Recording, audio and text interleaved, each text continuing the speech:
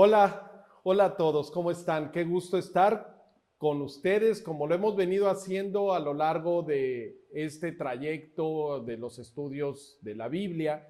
Y ahora, en este camino que estamos llevando juntos del tema del Nuevo Testamento, o sea, todos los libros del Nuevo Testamento, y vamos a comenzar con un nuevo estudio que para mí me emociona, me encanta, y es el Evangelio de Marcos.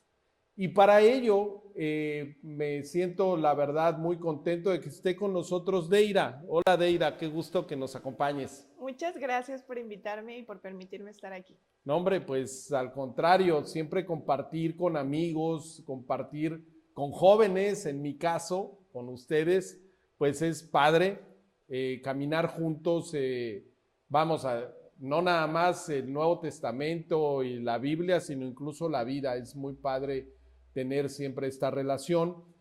Y relacionado con eso, quisiera comentarte, Dey, y claro, a todas las personas que nos acompañan, que el Evangelio de Marcos es muy especial porque lo escribe un joven, pudiéramos decir que uno de los más jóvenes de los personajes, de las personas que conocieron a Jesús. Ahorita vamos a tocar un tema, aunque no fue uno de los 12 discípulos, fíjate. ¿En serio? Sí, no. A veces creemos que Marcos es uno de los 12 discípulos. No. Marcos fue, de hecho, se llama Juan Marcos. Su nombre completo es Juan Marcos. Conocemos como el Evangelio de Marcos. Para que tengan una referencia ahí al margen. ¿Han oído hablar de Venecia, de la Plaza de San Marcos? No. Bueno, la Plaza de Venecia se llama de San Marcos porque se asume que ahí están los restos de Marcos, del evangelista, obviamente del que escribió este evangelio. Pero bueno, este joven, les platico, él recopila la información que obtuvo de dos grandes también personajes, de dos grandes personas que caminaron de la mano con Jesús, de Pablo y de Mateo, perdón, de Pedro. Él fue compañero de Pablo en sus viajes. Incluso te voy a pedir ahí, Dey, para que nos demos cuenta cómo se expresaba Pablo de él en Colosenses 4:10. Ujú. Ahí, a ver, ayúdame leyendo. ¿Qué Sí, dice? según la nueva versión internacional, dice, Aristarco, mi compañero de cárcel, les manda saludos, como también Marcos, el primo de Bernabé. En cuanto a Marcos, ustedes ya han recibido instrucciones. Si va a visitarlos, recíbanlo bien. O sea, lo manda bien Sí, recomendado. entonces era reconocido ahí entre las personas. Sí, claro, y era primo, te das cuenta que era primo De de Bernabé. Bernabé, así que saludos a tus primos y a mis primos. Y y bueno, aquí saludos a mi primo Jos, que así le digo. Entonces, bueno, hagan de cuenta que más o menos así era Bernabé, gran compañero De milicia, como decían. compañero de milicia de Pablo. Él fue el que lo jala a Antioquía a que comparta. Entonces, Bernabé lo recomienda y lo lleva y lo introduce con el resto de los apóstoles en Jerusalén. Y él era su primo. Entonces viajan juntos en los primeros viajes con Pablo. Entonces, él recibió mucha información de Pablo y también él recibe mucha información de Pedro, ¿no? Entonces, incluso también en la primera carta de Pedro, en el capítulo 5, en el versículo 13 de esa misma versión, ¿qué dice de la versión internacional? Dice, saludos de parte de la comunidad que está en Babilonia, escogida como ustedes y también de mi hijo Marcos. Entonces, me llama mucho la atención que diga hijo, porque no necesariamente se refiere, o sea, no es literal de que su hijo biológico, sino el amor que le tenía para referirse así a Marcos. Claro, Pedro pues, se nota que lo quería mucho, ¿no? sí, así mi hijo Marcos, ¿no? Entonces está padre este tema. Entonces recibe información de Pedro y recibe información de De Pablo. Pablo. este joven es importante porque este evangelio, fíjate un dato curioso, este es el único evangelio que habla acerca de un joven. Dice que cuando fue el arresto de Jesús, si quieren revisen en Marcos 14, hay un pasaje en el versículo 51 y 52 en donde se describe que un joven estaba presente en el arresto de Jesús, y cuando él es arrestado, como que lo jalan y le quitan su ropa de noche. Sí, como que lo querían también atrapar a él. Atrapar a él, y dice que corre y logra correr y desnudo, dice, pero no da el nombre. Entonces muchos estudiosos dicen que era el mismo Marcos escribiendo una anécdota personal, debió de haber sido un jovencito. Incluso hay otros estudiosos también que dicen que es muy probable que en la casa de Juan Marcos se haya hecho la última cena. Órale. Entonces, bueno, son algunas versiones que se dan de personas que han estudiado muy a fondo el tema bíblico, pero bueno, vemos lo relevante que es él. Ahora, la información que recapitula él realmente es para explicarles a su audiencia, recordar que los evangelios, las cartas, etcétera, fueron escritas originalmente para la gente de la época de Juan Marcos. Entonces, es muy importante entender que este evangelio que recopila esta información, va claramente a expresar que Jesús es el Mesías esperado por el pueblo judío, ¿no? Entonces, bueno, ¿eso no es el Mesías judío? Se hacían esa pregunta gente de esa época, incluso si era o no era Dios con nosotros, si efectivamente era ese Emmanuel que platicábamos también en los estudios anteriores en Mateo. Entonces, ese es el objetivo del evangelio, ¿no? Sí, y justamente que mencionas que es el objetivo se presenta desde el versículo 1, porque en el versículo 1 inicia diciendo, principio del evangelio de Jesucristo, el Mesías, Hijo de Dios. Uh-huh. ¿Y qué significa evangelio? Bueno, evangelio es bien importante, significa buena noticia. O sea, tenemos que tener claro que escuchamos evangelios, escuchamos cartas y naturalmente nos remite a un tema religioso y como así que ya nosotros ya sabemos, pero vamos a entender que voy a comenzar dando la buena noticia, ¿no? Que Jesús es el Mesías, el Hijo de Dios. O sea, es si tú lees el resto de los evangelios, y vamos a decir de las buenas noticias. Hay 4 evangelios, o sea, empiezan diferente, y este es el único en donde Marcos deja establecido desde el principio. Sí, Este es la buena noticia, que Jesús es el Mesías que esperábamos y que es el Hijo de Dios. O sea, está muy padre ese primer... Sí, porque hace la declaración entrando en el Evangelio. O sea, como mencionabas que pues se supone que el objetivo es explicar cómo Jesús es el Mesías. Entonces, voy a leer la parte de este pequeño pasaje del Marcos 1, del 1 al 3, uh-huh, en la Nueva Traducción Viviente, que dice, esta es la buena noticia acerca de Jesús, el Mesías, el Hijo de Dios. Comenzó tal como el profeta Isaías había escrito, mira, envío a mi mensajero delante de ti y él preparará tu camino. Es una voz que clama en el desierto, preparen el camino para la venida del Señor, ábranle camino.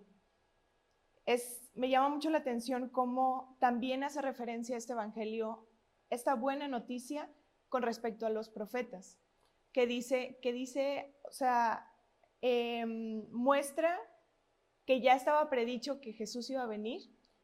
y que estaba anunciando también quién iba a preparar ese camino para que se aproximara la venida del Señor. Claro, arranca como con esa herramienta, ¿no? O ese también haciendo referencia a Isaías, o sea, y es algo que tenemos que tener siempre en cuenta, Deira, tanto tú, obviamente yo y los que nos están escuchando o viendo.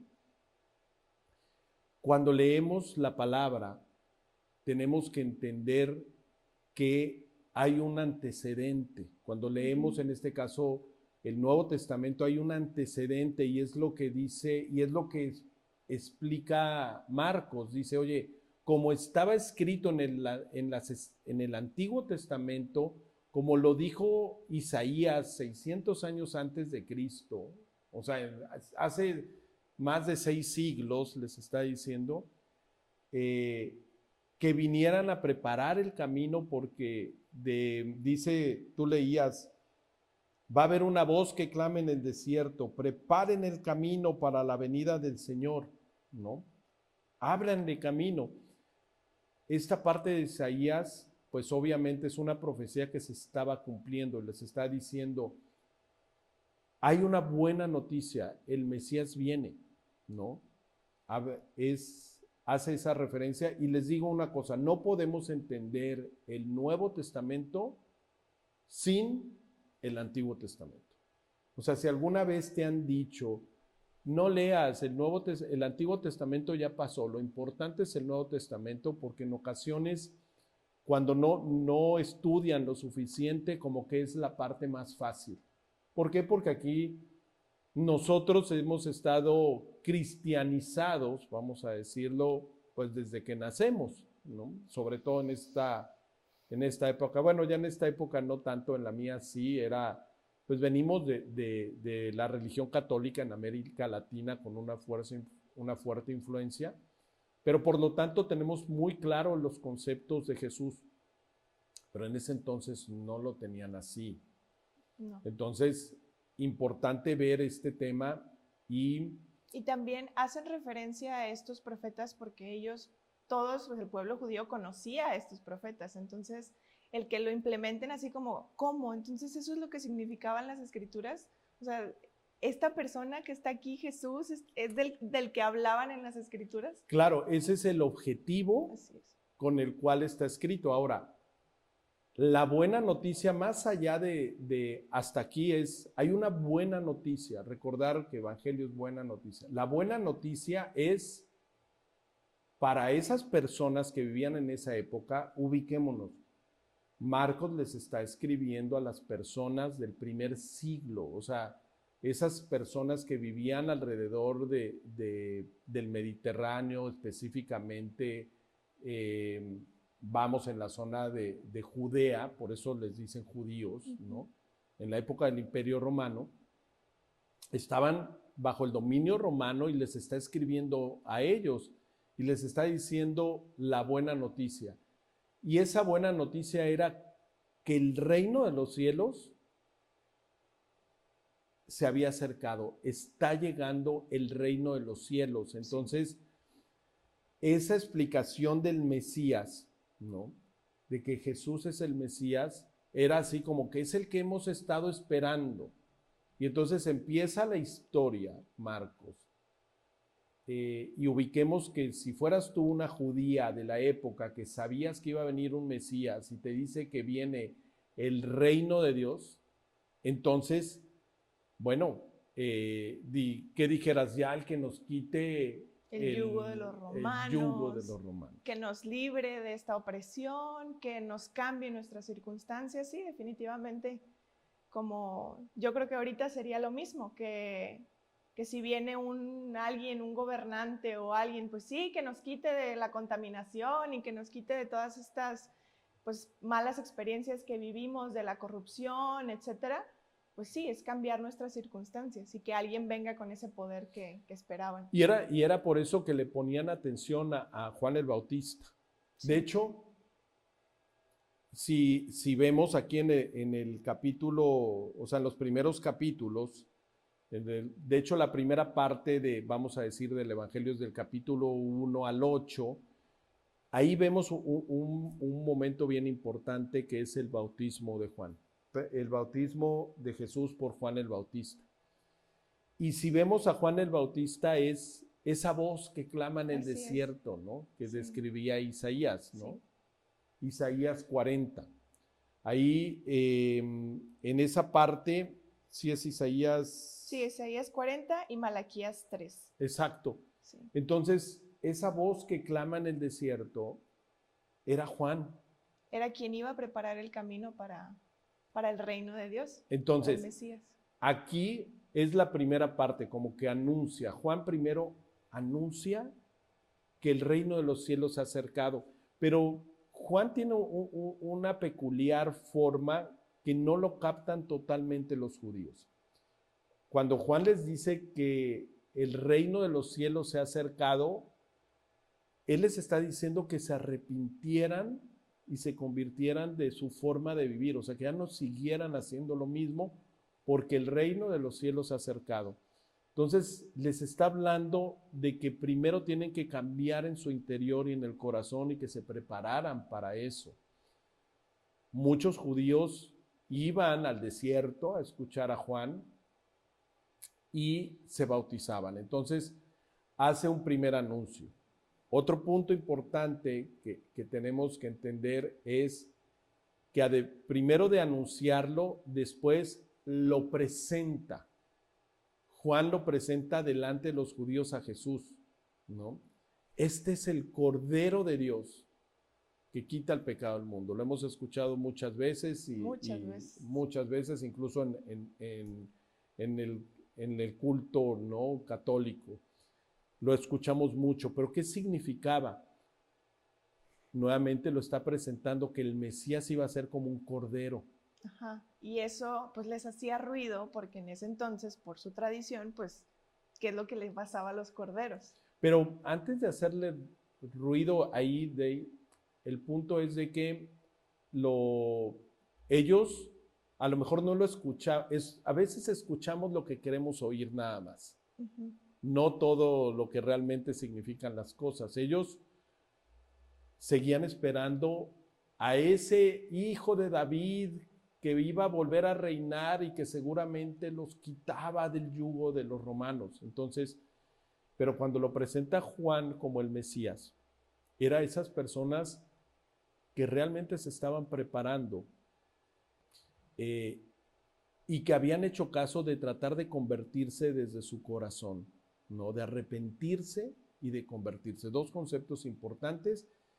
Y presentarlo como el Cordero de Dios, ese Cordero que habría de venir. Pero después de presentarlo, Juan, yo me imagínate, transportémonos al Jordán, a un lado del Jordán, en esa época, como si fuéramos judíos, en donde no sabemos cómo va a venir Jesús. O sea, olvídate de todo lo que nos platicaron desde niños, ¿no? Cuando nos ponían y nos juntaban las manos a pedirle a Jesús. No, olvidemos de eso, no sabíamos. Y esa gente, pero sí le hacíamos caso a Juan, de que nos decía que nos teníamos que arrepentir de la forma como estábamos viviendo. Y estando escuchando ese mensaje diciéndote, oye, no sigas viviendo igual, cambia tu forma de vivir. En ese momento, Juan presenta a Jesús.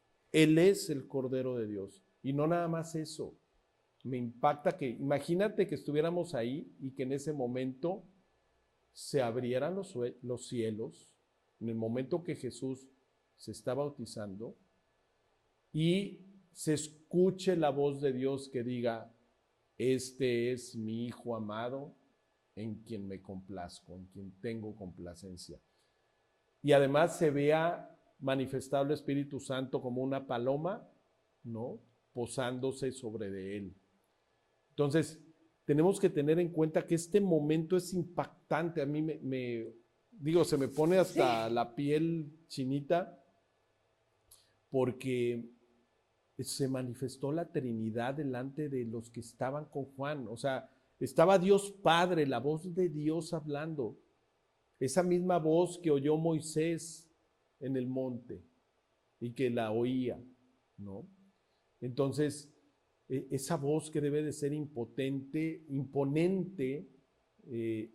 la escucharon. Ver al Hijo de Dios, o sea, ver abierto los cielos, o sea, debió de haber sido tremendo, tremendo. Creo que anunciándolo Juan, presentándolo Juan, pero confirmando Dios mismo que era su Hijo. O sea, Dios es el que confirma que es Emmanuel, que es Dios con nosotros, ¿no? Entonces, esa parte está, y te digo, ellos estaban bajo la expectativa de un reino, ¿no? De que, bueno, Él es el que va a ser el líder, ¿no? O sea, ese grupo pues empieza lo escuchó, ¿no? Incluso Juan tenía sus discípulos, pero también llega un momento en que dudan, ¿no? Sí, así es. Y como dices, pues traer el reino de Dios, Jesús, pero no como la forma en la que todos esperaban. Jesús lo trae, el reino de Dios, de una forma muy diferente. Y esto lo hace en un cambio individual. Viene a sanar individualmente a cada persona, no en grupo, no pensando en, pues en masivo o algo así, sino en lo individual. Sí, perdón que te interrumpa, los primeros actos que hace Jesús no son las del líder religioso o el líder político, no llega a hacer campaña, ¿no? Y a decir, yo los voy a liberar de los impuestos, les voy a bajar los impuestos que el gobierno de Roma nos pone, ¿no? Como los candidatos al día de hoy, o sea, no llega así. O sea, sus primeros actos, sus primeras manifestaciones después de ser bautizado, como dices, llega a sanar personas, ¿no? O sea, sana personas en una zona que no era mismo Jerusalén. No, era Galilea. ¿No? Él empieza en Galilea, ¿no? Así es. Y bueno, y ahí, cuando se enteran que empieza a sanar personas, de hecho me gustaría que leyeras, por favor, Marco 1, seguimos todavía en el capítulo 1, no va a durar mucho el mensaje pero vamos a llegar a la mitad hoy. Pero lee el versículo 32 y 34 para ver qué sucedía cuando empezaron a ver estas situaciones. Dice, cuando llegó la noche, luego de que el sol se puso, le trajeron todos los que tenían enfermedades y a los endemoniados, y toda la ciudad se agolpó a la puerta y sanó a muchos que estaban enfermos de diversas enfermedades y echó fuera muchos demonios y no dejaba hablar a los demonios porque le conocía. O sea, los demonios le conocían, pero también lo reconocían ¿quiénes? Pues las personas que estaban necesitadas, ¿no? Sí. Porque entonces sabían que él los iba se empezó a correr el rumor, ¿no? O sea, decía, hay una persona que es Jesús, ¿no? Sí, que es de Nazaret. Por eso decía, o sea, que estaba lleno y que muchas personas intentaban acercársele y a veces no lo dejaban ni pasar, ni comer, ni nada, porque pues, se pasaban la voz. Claro, y bueno, hay muchos pasajes en estos primeros 8 capítulos, ¿no? De cómo sanaba, ¿no? Sí, hay uno en específico que me llama mucho la atención y que me gusta mucho cómo estas personas necesitadas demuestran la fe, demuestran su fe hacia Jesús, que incluso dice que les perdona sus pecados. Voy a leer Marcos 2, los versículos 3 al 7, que dice, entonces llegaron 4 hombres que le llevaban un paralítico. Como no podían acercarlo a Jesús por causa de la multitud, quitaron parte del techo encima de donde estaba Jesús y luego de hacer una abertura, bajaron la camilla en la que estaba acostado el paralítico. Al ver Jesús la fe de ellos, le dijo al paralítico, hijo, tus pecados quedan perdonados. Estaban sentados allí algunos maestros de la ley que pensaban, ¿por qué habla este así? Está blasfemando. ¿Quién puede perdonar pecados sino solo Dios? Y me llama mucho la atención que Jesús dice, al ver la fe de ellos, porque fue tanta ¿La fe de quién? De los amigos, porque es increíble cómo, o sea, como el paralítico no tenía, pues no se podía mover, pero tenía a estas personas, a sus amigos, que tenían tanta fe en que Jesús lo podía salvar, que lo llevaron hasta el techo de esa casa donde Jesús estaba compartiendo y abrieron un espacio en el techo y lo bajaron así, se cuenta como un show de circo o algo así, porque era tanta la necesidad y aparte porque los amigos estaban convencidos de que Jesús era la respuesta para pues lo que estaba pasando esta persona paralítica. Sí, tienes razón, o sea, dice aquí 4 personas, definitivamente debieron de haber sido los amigos del paralítico, Sí, ¿no? entonces ahí, pues hablándolo ahora ya a la actualidad, pues es increíble cómo pues nosotros hacemos lo mismo con nuestros amigos y ya una vez aceptando a Jesús y haberlo conocido, sabes que Él es el único que va a poder restaurar y sacarte de esa inmovilidad que puedes sentir por las preocupaciones, por el estrés, por lo que sea que estés viviendo y bueno, la verdad es que en lo personal yo insisto mucho a mis amigos que pues se acerquen a Jesús porque pues yo lo viví, entonces es como demostrar que Él es la única respuesta que nos va a librar o a salvar de nuestra inmovilidad en cuanto a hacer lo que queramos, ¿no? Sí, a veces nos paralizamos, o sea, cuando Así están es. los problemas, ¿no? Y no literal, o sea, por alguna enfermedad o algo, sino Fíjate que pudiéramos más cosas. decir que al día de hoy un ejemplo de la parálisis es la depresión. Sí, increíble. Y ¿no? ahorita más por la pandemia y todo lo que hemos vivido, pues ha sido más común. Muchas veces cuando a alguien no le salen las cosas, se frustra y no tiene esa forma de enfrentar las situaciones por sí solas, se deprime. Es una de las enfermedades más grandes que hay ahorita del siglo XXI, ¿no? La depresión. Sí. Entonces, es como dices, a veces, y creo que es importante esto, que como amigos tenemos que irles a decir, hay una buena noticia. ¿no? Yo sé quién te va a salvar, o sea, yo sé... Y llevarlos, sí. o sea, sacarlos, ahora sí, si es necesario, pues abrir la puerta, tumbar el techo, pero y llevarlos a los pies de Jesús. Y esta parte de ahí me llama la atención porque algo que lo paralizaba a esta persona seguramente eran sus pecados. Sí, porque curiosamente Jesús decidió decirle eso al paralítico. ¿No? Entonces, a veces sí pasa eso, o sea, a veces pecamos y fallamos a una persona y ese mismo fallar te deprime, ¿no? O sea, también... Por la culpa, por... La culpa, ¿no? Entonces, por todo eso. Y cuando ya en humildad y al ver la fe de los amigos, o sea, porque también debió de haber estado de acuerdo, imagínate el paralítico, o sea, me van a bajar con unas cuerdas, o sea, por el techo. ¿Y qué pasa si me caigo? Me voy a caer, o sea, ¿no? Entonces... No, pero su fe estuvo por encima de todo eso. Junto con ellos. Y más porque, me encanta porque el amor que le han de haber tenido a este paralítico, a esta persona, porque lo hicieron por él, no por ellos mismos, no para ellos mismos, entonces... Pues no ganaban nada. Así es. O sea, y es lo que pasa ahorita que dices a tus amigos a veces, y a mí me ha pasado también, o sea, yo les comparto a mis amigos y les platico que hay buenas noticias y no me pagan por ello, o sea, yo no gano nada, al contrario, es por amor, ¿no? Como el de estos 4 chavos, ¿no? Así es. Fíjate que, qué padre de ahí que lo veas de esta forma, creo que sí es uno de los pasajes que me gustan también. Sí, porque es muy visual aparte, como... Sí, cuando te los imaginas. Te lo imaginas. ¿No?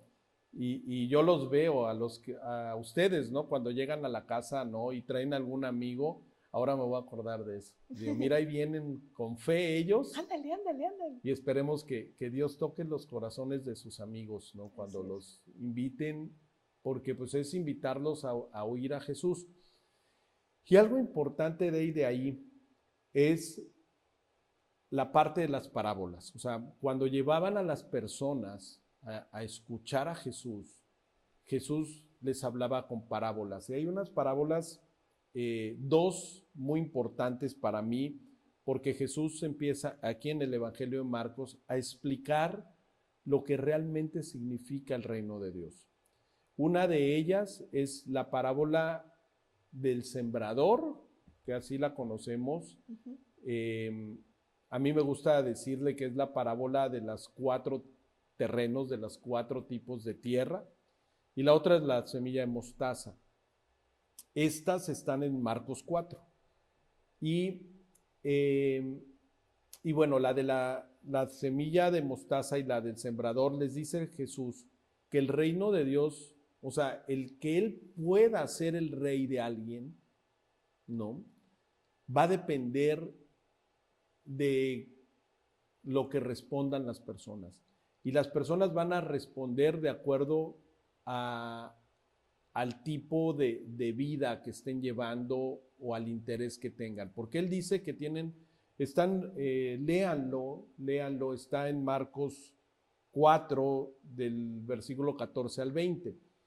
Se los recomiendo. Pero en resumen, Él dice que hay unas personas que cuando escuchan tu mensaje, o sea, cuando tú les hablas de Jesús, dice que es como los que están cerca, como los primeros, dice que son los que cayó la semilla cerca del camino. O sea, es gente que conoce, que sabe, que a lo mejor te acompaña y están cerca. Pero es bien importante que dice que el que llega a quitarles de la cabeza el mensaje es Satanás, ¿no? Otro tipo, así que ten cuidado cuando, bueno, los que han escuchado, si no has vuelto a la palabra y todo, aguas, porque el que te quitó el mensaje que Dios quería darte para ti fue Satanás. El otro tipo de tierra del que habla es aquel que cae la semilla sobre piedras, ¿no? Sobre un terreno donde hay muchas piedras, ¿no? Y dice que porque son aquellos en donde no profundizan lo necesario, o sea, lo suficiente. Entonces, esa semilla cae con poca profundidad, la persona lo toma a la ligera, ¿no? Y también no dura. A lo mejor a veces son los que nada más se emocionan por un tiempo y dejan de permanecer buscando o caminando con Dios. La tercera habla de los que cayó entre espinos, ¿no? Y esos espinos les explica Jesús ahí que son los afanes de este mundo, ¿no? Y esos afanes, hablemos del estrés, de las ocupaciones, del día a día y todo, y que la ahogan, dice que ahogan la palabra de Dios. Y claro que la cuarta es la que cae en una buena tierra, en un buen corazón. Y el complemento para mí de esta parábola de los 4 terrenos o del sembrador, para mí es la de la semilla de mostaza, porque les dice, recordando a los muchachos, ¿no?, que llevaron al amigo, dice, mira, si tú tuvieras fe como un granito de mostaza, ¿no? Aprende de eso, es muy pequeño, solo lo que Dios nos pide es un poco de fe, que le creamos, no que creamos en Dios, porque todos le creen, todos creen en Dios, así es, pero no todos le creen a Dios. Entonces dice, con que me creas un poquito. Entonces, creerle a Dios es lo importante. Sí. No que creas en Dios, creerle a Dios. Entonces, estas personas le creyeron. Sí, y me gusta mucho porque estas 2 parábolas, porque es como el examen, y ya en la tormenta, más en el pasaje siguiente, en los pasajes siguientes que está en el Evangelio de Marcos, es como ya estar contestando ese examen que te pusieron, ¿no? De las parábolas, porque se viene la tormenta a los discípulos. Como probando si tenían si al menos poquita fe. Al menos una poquita fe, como una semilla de mostaza, para creer que Jesús tiene el control hasta de las tormentas. Claro, porque les sucede, ¿no? Sucede de que están en el mar de Galilea y sucede una tormenta, ¿no? Y entonces ahí es cuando ellos ven incluso que Jesús es capaz de calmar la tormenta. ¿Quién es este? Dice, oye, preguntan a veces, ¿no? ¿Quién es este que hasta el mar, ¿no?, y los vientos le obedecen, ¿no? Sí, e igual como en ese entonces, en ese momento de los discípulos con Jesús, igual es ahorita. Ahorita solo hace falta un granito, una semillita de mostaza tan pequeña para que creas en que Jesús puede llevarse todas esas cosas que te impiden moverte, que te impiden, que te tienen inmovilizado. Las tormentas. Las tormentas. Puede poner en control. Sí, porque también el miedo por estar viviendo en esa tormenta, ¿no? Te puede hasta paralizar. Claro, y bueno, así como en este camino que van, ahora sí, de esa parte donde empieza su ministerio, ¿no? En Galilea, y llegan y van en el trayecto hacia Jerusalén, que ahí nos vamos a quedar. Nada más quisiera concluir con una última parte.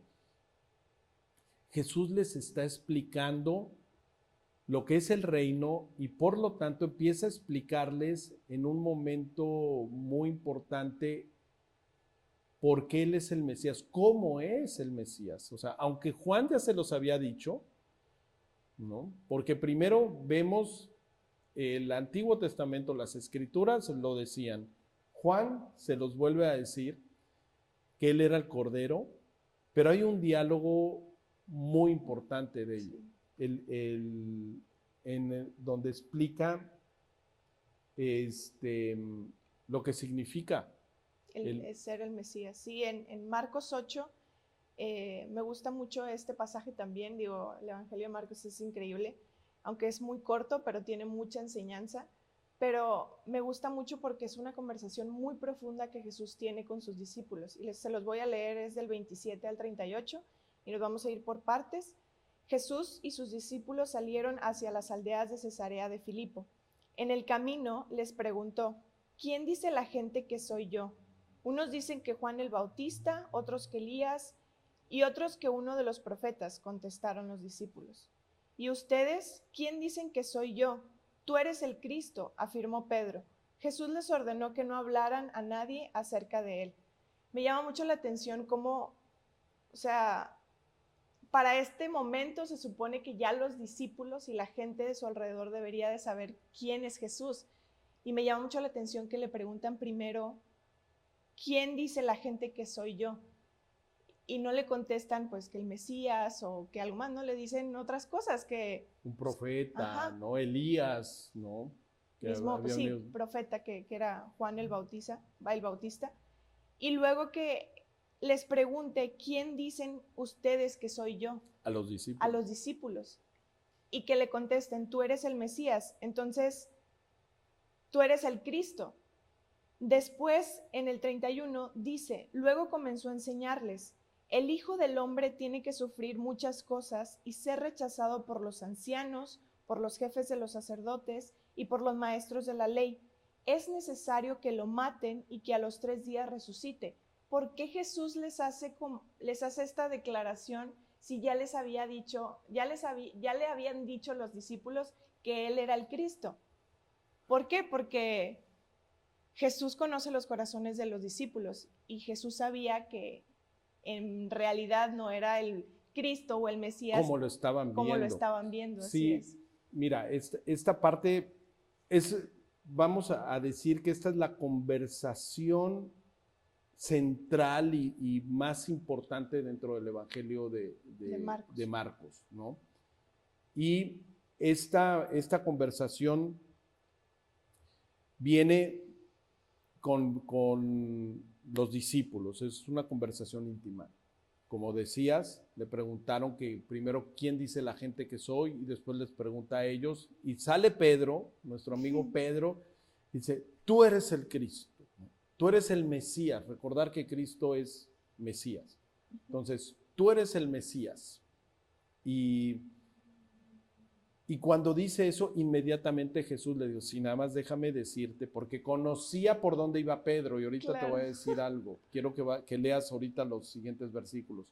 Le dice: no, a ver, el Mesías, es necesario que el Mesías, dice, el Hijo del Hombre, tiene que sufrir muchas cosas. Dice esto en el versículo 31. Entonces, les dice también que tiene que ser rechazado por los ancianos, por los jefes de los sacerdotes y por los maestros de la ley, o sea, por los líderes religiosos de la época, o sea, les tiene que ser rechazado por ellos. Dice también, y que es necesario que lo maten y que a los 3 días resucite. Entonces, le está diciendo, no es como tú lo estás pensando, Pedro. O sea, no es el Mesías conceptual. A ver, entiendan, es como un cordero, me tienen que matar, me van a sacrificar, no me van a querer.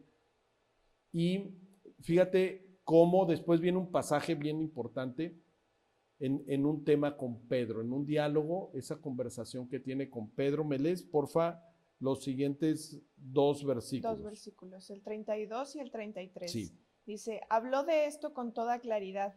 Pedro lo llevó aparte y comenzó a reconvenirle, pero Jesús se dio la vuelta, miró a sus discípulos y reprendió a Pedro.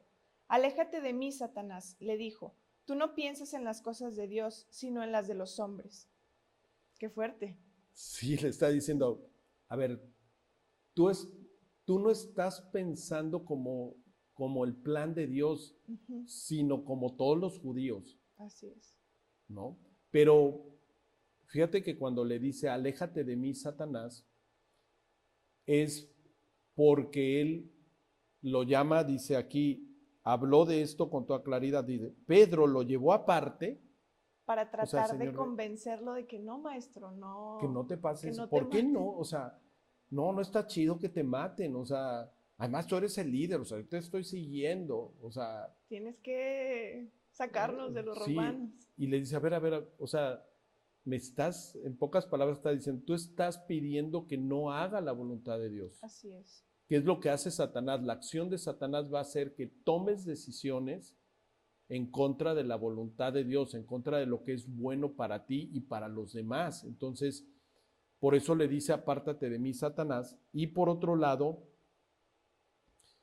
le dice, porque tú estás pensando como los hombres, ¿no? Porque tú no piensas en las cosas de Dios, sino en las de los hombres. Y de ahí vuelve a hablarles, o sea, como que regresa y les vuelve a hablar a todos para volverles a explicar lo que significaba seguir a Jesús. No es que los que me siguen entonces van a gobernar conmigo y aquí cuando yo venza y cuando yo venza a los romanos, entonces van a ser senadores y ministros y así, ¿no? Sino les empieza a explicar, lee por favor los siguientes versículos hasta el 38. Sí, dice, entonces llamó a la multitud y a sus discípulos. Si alguien quiere ser mi discípulo, les dijo, que se niegue a sí mismo, lleve su cruz y me siga, porque el que quiera salvar su vida la perderá, pero el que pierda su vida por mi causa y por el evangelio, por las buenas noticias, la salvará. ¿De qué sirve ganar el mundo entero si se pierde la vida? ¿O qué se puede dar a cambio de la vida? Si alguien se avergüenza de mí y de mis palabras en medio de estos días de adulterio y de pecado, también el Hijo del Hombre se avergonzará de él cuando venga en la gloria de su Padre con los santos ángeles. Fíjate, estos 4 versículos quiero profundizar un poquito para concluir esta primera mitad. Esa parte de que se niegue a sí mismo era tocar ese anhelo o ese deseo, muchas veces mal infundado, de querer hacer las cosas en una forma egoísta. Al día de hoy está así, o sea, todo mundo quiere hacer las cosas solo para su propio beneficio. Oye, tú tienes que ser, tú no tienes que obedecer a nadie, tú no te tienes que sujetar a nadie, tú puedes ser tu propio jefe, ¿no? Hay libros, ¿no? Sé tu propio jefe en un año, tantos días, en 12 meses. Las propuestas estas que está todo el mundo metiéndonos, ¿no? Sí, haciéndote muy individual, que no dependas de nadie más, tú solo puedes triunfar, puedes ser exitoso. A las mujeres últimamente ha estado muy fuera el empoderamiento de la mujer, ¿no? Pero topen chivas, o sea, como dice, voy derecho, no me quito, ¿no? Y si te pego me desquito o algo así. Así estamos todo el mundo viviendo, no importa que le peguemos a nadie, que afectemos. En cambio, Dios te dice, cuando les dice esto, que si alguien quiere seguir a Jesús, que se quite lo egoísta y que empiece a tomar decisiones no solo por su propio beneficio, sino realmente por el bien común. Imagínate que todo mundo tomara decisiones por el bien también de los demás. Sí, justo como lo hizo Jesús. Como lo hizo Jesús. Y el siguiente versículo dice, porque el que quiera salvar su vida la perderá, pero el que pierda o entregue su vida por mi causa, o sea, por la causa de Dios, no la causa, hay muchas causas muy buenas de fundaciones y todo, ¿no? Pero por mi causa, dice, y por el evangelio o por las buenas noticias, la va a salvar. Entonces, es esta parte que dice entregarte de corazón por seguir al Señor. O sea, dice, el que entregue su vida, el que en la mañana te levante, Señor, quiero hacer las cosas que te agraden y no nada más las que me agradan a mí. Dice una parte que a lo mejor lo has escuchado a veces antes en el radio al mediodía, en el Ángelus, ¿no? Decían, sí, ¿verdad? En el radio, ¿verdad? Que dice con una voz así, que dice, sí. ¿De qué le sirve al hombre ganar el mundo entero y perder su alma? Y perderse, ¿no? A sí mismo. Y perderse a sí mismo, ¿no? O sea, hace referencia a esta parte del Evangelio y es una realidad. Al final, si tú no sigues una causa como la que Dios manda, vas a perder tu vida. Sí, todo eso por lo que actualmente te incitan a que seas, pues, como pintadito o como...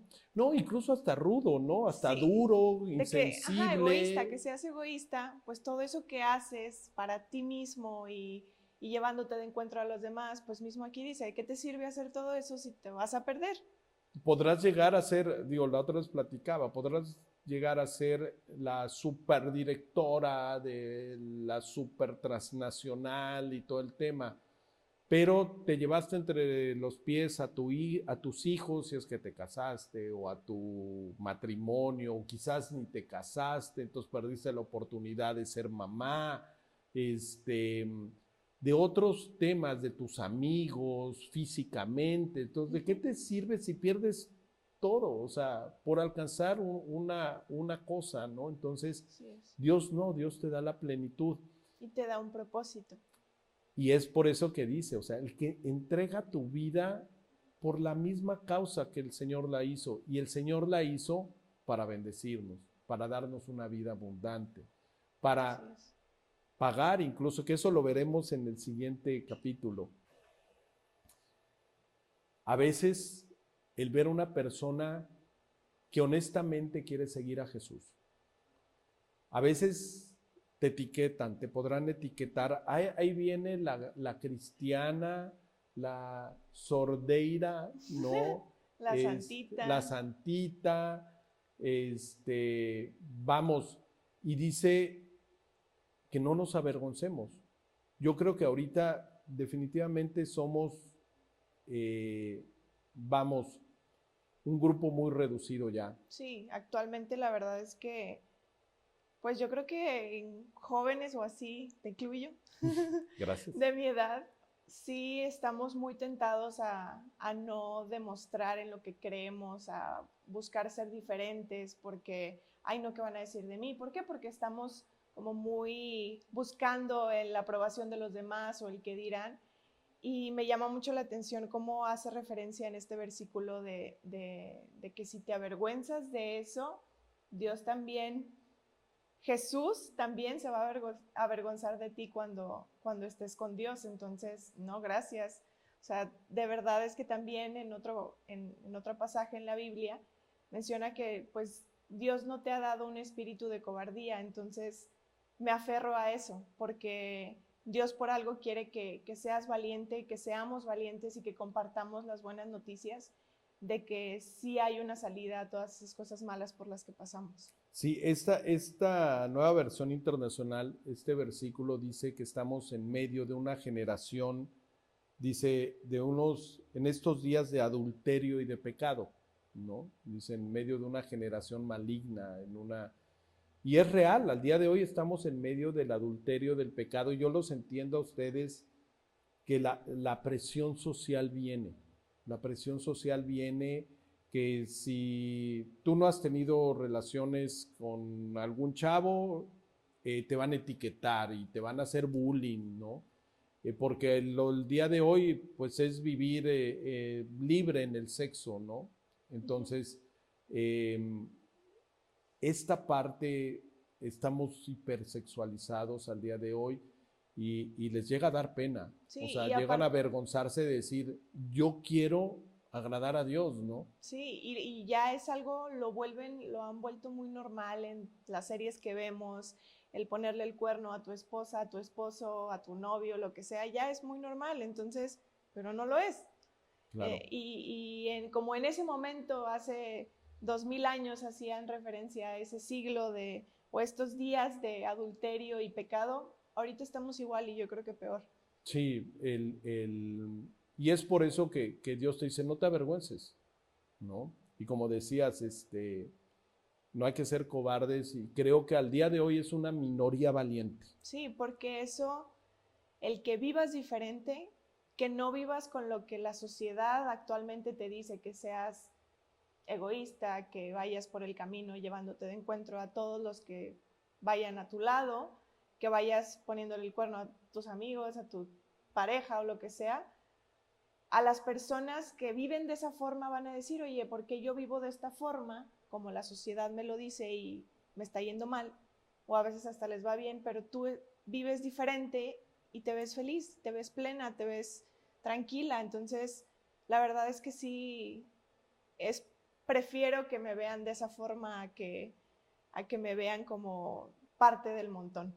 Muy bien, exacto. Felicidades. Y bueno, Gracias a Dios. realmente ese es el propósito con el cual estamos al día de hoy aquí, compartiendo con jóvenes valientes y bueno, no nos avergonzamos, queremos hacer las cosas en una forma correcta y es garantía, ¿no?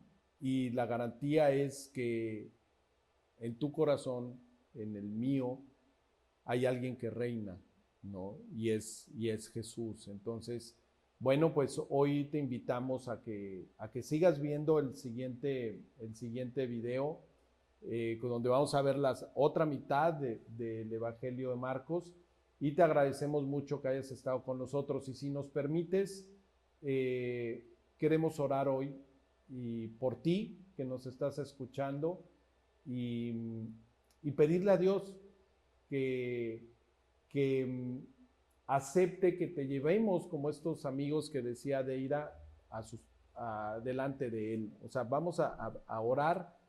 ¿Me permites orar por tus amigos, Dey, Por favor. y por los que nos Por los están que nos escuchando? están viendo. ¿Va? Claro Y que sí. con eso terminamos esta primer mitad, ¿de acuerdo? Acompáñenme también orando. Señor, te damos gracias porque nos permites estar compartiendo de ti en este tiempo. Te pido, Señor, por todos los amigos de Deira, por los amigos de, Señor, pues que nos escuchan, de cada persona que nos está escuchando, por cada una de las personas que les mandamos estos videos. Te pido, Señor, que tú te hagas presente en sus vidas, que puedan ver los milagros que tienes, Señor, vamos preparados, el amor que les tienes y sobre todo, como a ese paralítico, Señor, yo no sé qué necesidades tengan las personas que nos han escuchado hoy, pero te pido, Señor, que tú los sanes, que tú sanes sus corazones y que incluso las dolencias, Señor, físicas, emocionales, económicas que puedan tener.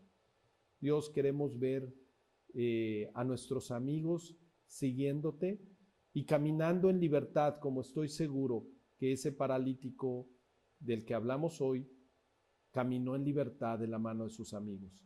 Que podamos ver que en medio de las tormentas tú traes paz como lo trajiste a los discípulos. Dios amado, te pedimos que cada una de las personas que nos escuchen se llenen de bendiciones de ti, porque no, Señor, se han avergonzado y han aceptado que te necesitan. Te lo pedimos en el nombre de Jesús. Amén. Muy bien, pues si has visto este mensaje, compártelo y nos vemos en el siguiente. Que Dios te bendiga y no dudes en darle clic a la campanita, seguirnos. Gracias, Dey, por estar con nosotros y te invito para que concluyamos contigo el próximo video. para cerrar con broche de oro este Evangelio de Marcos. Hay buenas noticias. Que Dios los bendiga.